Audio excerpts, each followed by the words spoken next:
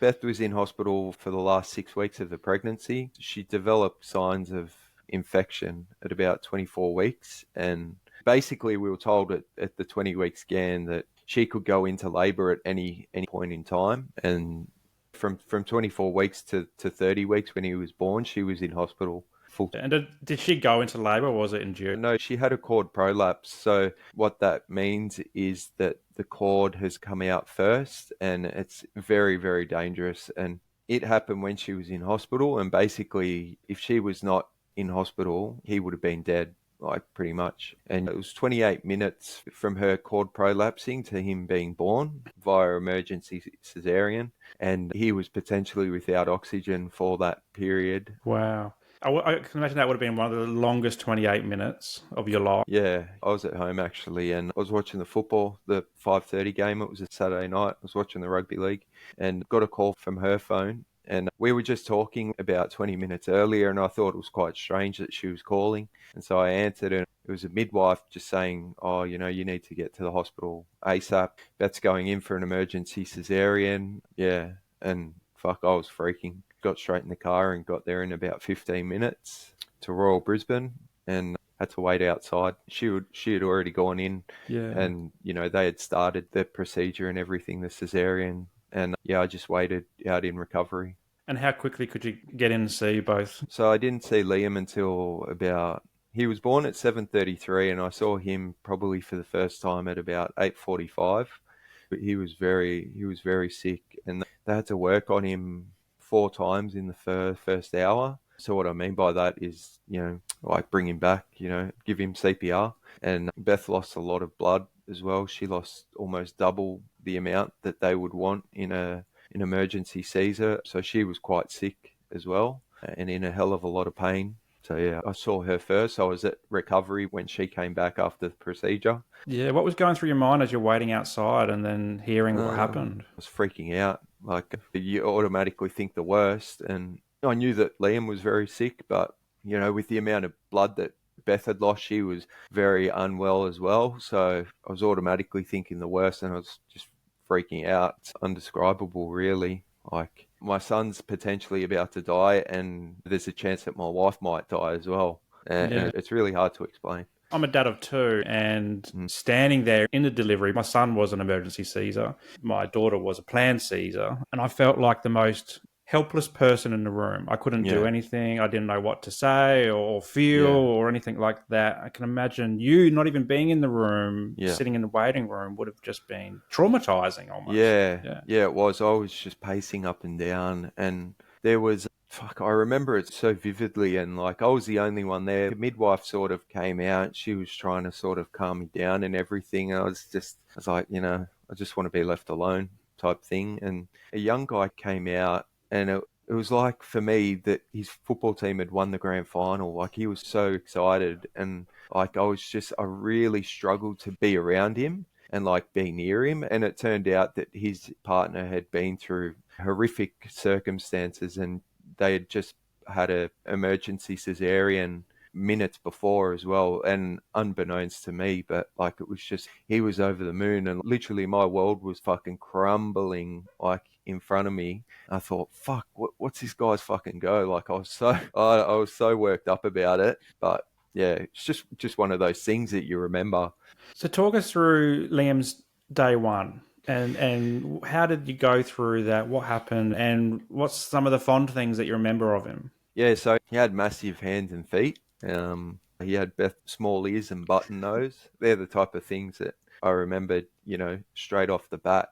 And so he was born at 7:33 on Saturday, the 11th of June. And the first doctor that I spoke to within that first hour told me, she's like, look, it'll be a good result if he can survive through the night. He's very unwell, and we're doing everything that we can to keep him alive, but he's really struggling to breathe and to function. And then, he just slowly started to get a little bit better. Like, his heart rate and his blood pressure and everything was starting to get better. Anyway, we went to bed. We stayed with him until probably about 4 o'clock Sunday morning. went had a couple of hours sleep and then went back downstairs to the NICU probably at about 7:30 on Sunday morning. And he was a little bit better, but by no means was he out of the blue. And yeah, he wasn't responding. Like his lungs just weren't responding. They were too damaged. They just weren't benefiting from all the meds and that he was being pumped with. And he started to go downhill at about 2 o'clock on Sunday afternoon. And yeah, he died at 5:30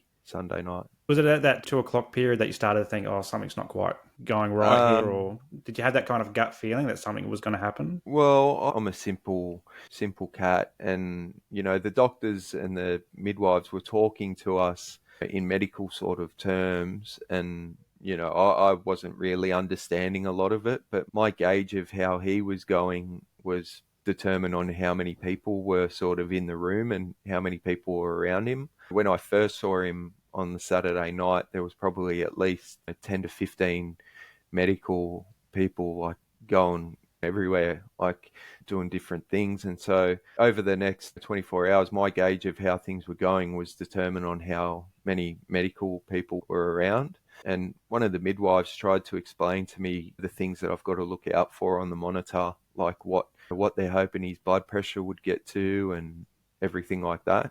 And yeah, so I was just watching their body language and everything. Yeah.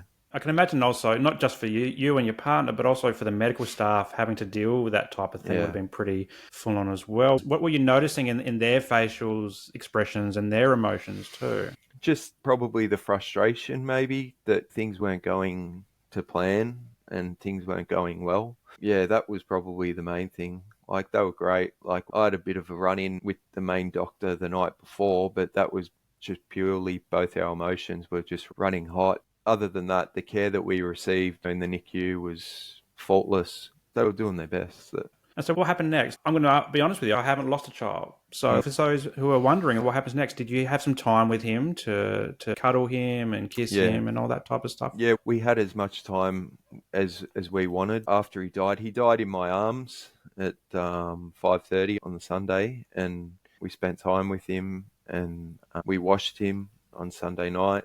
And one of the hardest things that we've ever done was had to leave him there that night after he died. And then the days after, we stayed in the hospital until the Wednesday, and we came home. And for any bereaved parent or bereaved parent of an infant or a baby, the hardest thing is leaving the hospital without that child. And yeah, that was hell. And so at what point did Red Nose come into things? I know they have been supporting you. We saw a social worker in the hospital a couple of days after he had died, and Red Nose offer a hospital to home program. So they've got a grief counsellor that will come and see you at your house that helps you navigate those first 3 to 6 months after your loss, because it's just incredibly messy and you just don't know what to do. And the lady that came to our place, she had lost twins as well, so she knew the extent to what we were feeling, and like the highs of being pregnant with twins and then the lows of losing both of them, they're extreme. And she was a great help for us. And did you do that as a couple? Did you have some time for you? Because there is this concept in the medical world around maternal gatekeeping, and a lot of the focus is on the mum and the bub, which is rightly so, but not so much on the dads, and the dads can be left behind. So did you feel that you were getting the right support? I definitely got the right support from Red Nose. In other aspects, I was definitely left behind, and it's one of the things that I'm really passionate about, trying to bridge the gap, is the fact that fathers or the non-birthing partner is not dismissed, but they're not a priority. And like for me, Beth got maternity leave, so she went back to work part-time around sort of October-ish and just transitioned back into the workforce in the later half of last year. And for me, I was back at work doing 6 days a week after 3 weeks, and I fucking hated it. I hated being around people. I was self-employed, but yeah, I really struggled to be around people and to have to fake how I was feeling and everything like that. And it took me 6 psychologists to get in to see one. And in my wife's situation, the first psychologist that she contacted, boom, appointments. And that's good for her. That's good for the mother. But there's also another parent at home that's not getting anywhere near the same level of medical treatment as they should be. So being back at work that quickly, I can imagine that would have impacted the people around you, like your customers and your other staff as well. Talk us through that.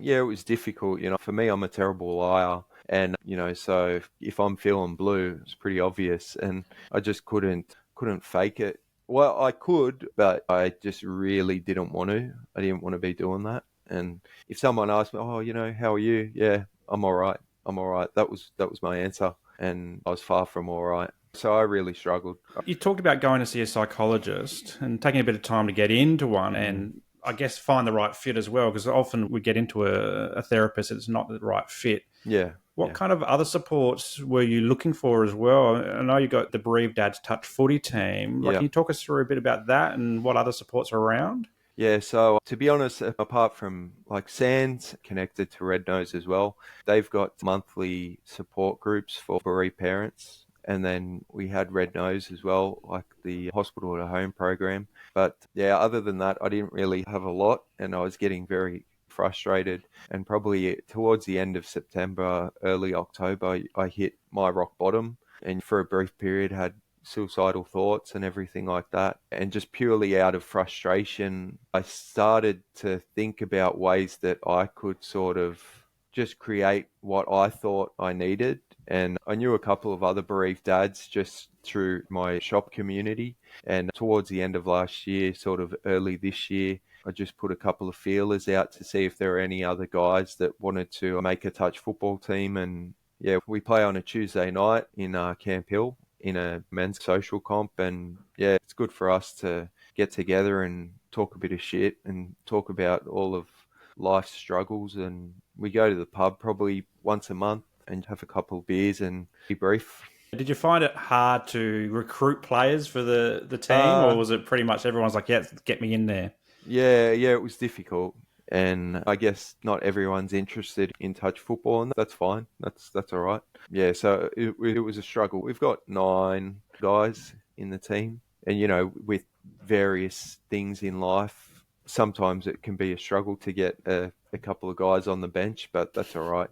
Must be of my old touch footy days. Yeah, You're scrambling for numbers. 6 on 6. We played one game 4 on 4 for the first half of a game, and that was difficult. How good has the support been around the footy team, though? Like, are the discussions really frank and fearless? Are they really supportive? Yeah, they are. We all understand where the other guy's coming from, and the first time we all got together, I knew a couple of the guys. It was a bit easier for me, but the first time we all met, we went to a pub in Holland Park. And so you've essentially got 9 sort of strangers sitting around a table, but it was very natural. And we all just sort of told our story and, different ways that things have happened. And yeah, it's been very beneficial for all of us. It definitely has been for me. I can only speak for myself, but it's definitely, being around them has definitely helped me a lot. I can imagine there'd be some diverse ways of coping that have been brought up in those conversations. Yeah. Are you happy to share some of the different ways that guys have coped through the loss of a child? Exercise has definitely been a big one, and just different ways to honour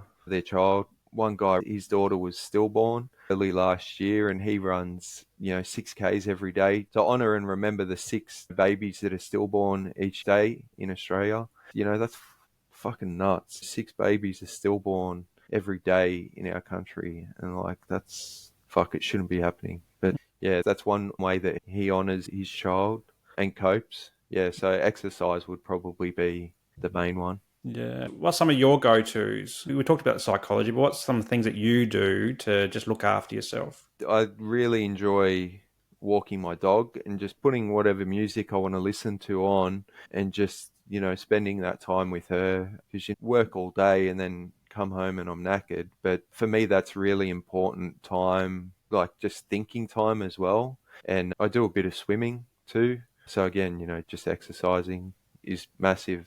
It's very underrated. And for me, I know as well, like I'll be further into a shithole when I stop exercising and when I'm drinking more and not eating very well. So it's just all those little 1% type things that they add up.